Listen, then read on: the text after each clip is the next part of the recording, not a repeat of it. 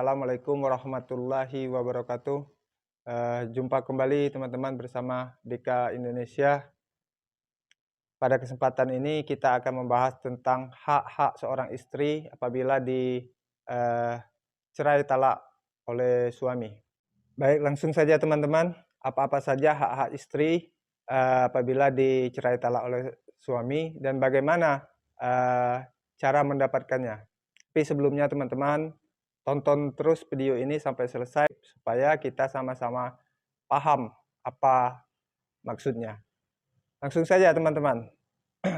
Hak-hak istri itu apabila dicerai talak oleh suami, yaitu yang pertama adalah nafkah iddah.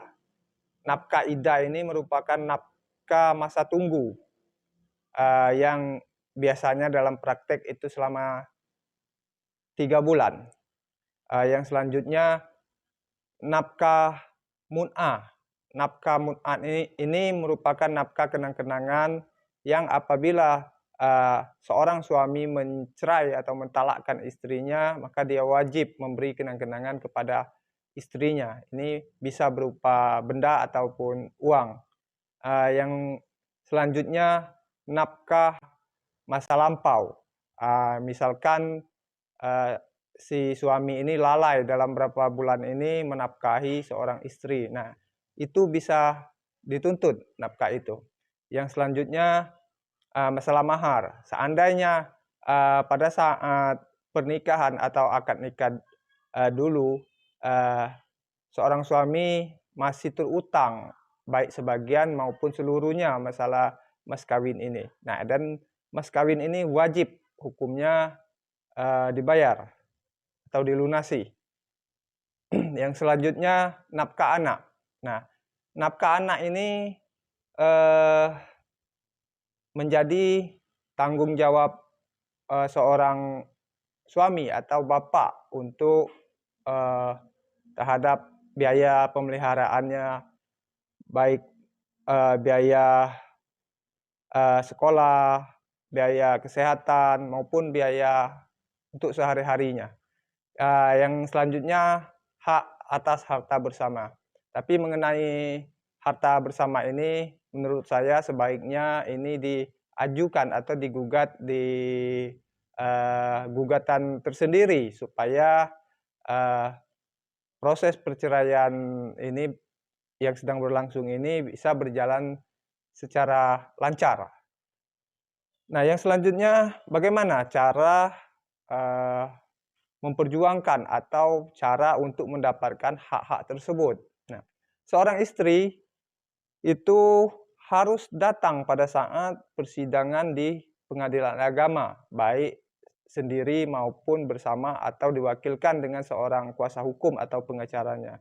Nah, pada saat sidang itu kan ada yang namanya mediasi. Nah, pada saat mediasi inilah seorang istri menyampaikan tuntutan atau meminta hak-haknya ini supaya dipenuhi oleh suami.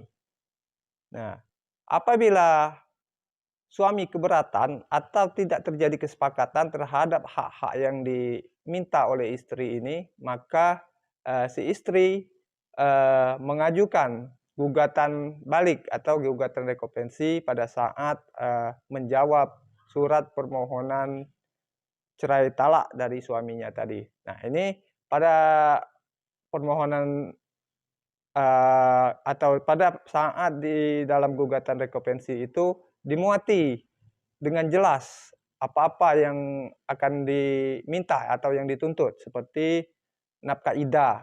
Nah, nafkah iddah itu berapa 1 bulan? 1 bulan misalnya 1 juta, jadi secara kumulatif selama 3 bulan 3 juta. Nafkah mun'ah misalkan berupa uang, misalkan meminta 5 juta nafkah kenang-kenangan ini dari suami, buat saja. Yang selanjutnya nafkah lampau ini, hitungi aja berapa bulan suaminya tidak menafkahi, dan dihitung berapa per bulannya yang layak. Selanjutnya masalah mas kawin, mahar. Seandainya mas kawin pada saat pernikahan dulu kan belum dibayar secara tunai, masih terutang baik sebagian maupun seluruhnya. Ini dimuatkan saja, diminta. Nah, masalah hak nafkah anak itu juga dimuatkan di dalam gugatan rekopensinya. Misalkan anak ini masih di bawah 12 tahun, itu kan otomatis pemeliharaan atau hak asuhnya bersama ibunya. Nah, itu dimintakan berapa per bulan. Misalkan 2 juta per bulan. Nah, begitu juga misal anak ini lah sudah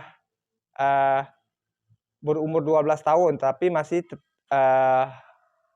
tinggal bersama ibunya, itu juga diminta. Harus jelas, misal kan untuk biaya sekolahnya berapa, biaya kesehatannya berapa, itu wajib seorang suami atau seorang bapak itu menafkahi anaknya itu sampai anaknya dewasa atau sampai anaknya menikah. Nah, masalah harta bersama itu bisa digugat secara tersendiri setelah perceraian. Ataupun bisa juga digugat bersama-sama di dalam gugatan rekopensi, tapi itu bisa saja akan memperlambat proses perceraian itu. Jadi teman-teman, terhadap hak-hak istri tadi dimuat saja di dalam gugatan rekopensi. Nanti biar majelis hakim yang menilai dan memutusnya berapa yang layak untuk dipenuhi oleh suami. Karena nafkah-nafkah yang disebut tadi itu sifatnya wajib dan akan dibayar sebelum ikrar talak diucapkan. Karena kalau tidak dibayar maka ikrar talak tidak bisa diucapkan. Jadi demikian teman-teman pembahasan singkat ini, mudah-mudahan memberi wawasan kita dan bermanfaat untuk kita. Dukung terus channel ini dengan cara like, komen, dan subscribe. Demikian, wassalamualaikum warahmatullahi wabarakatuh.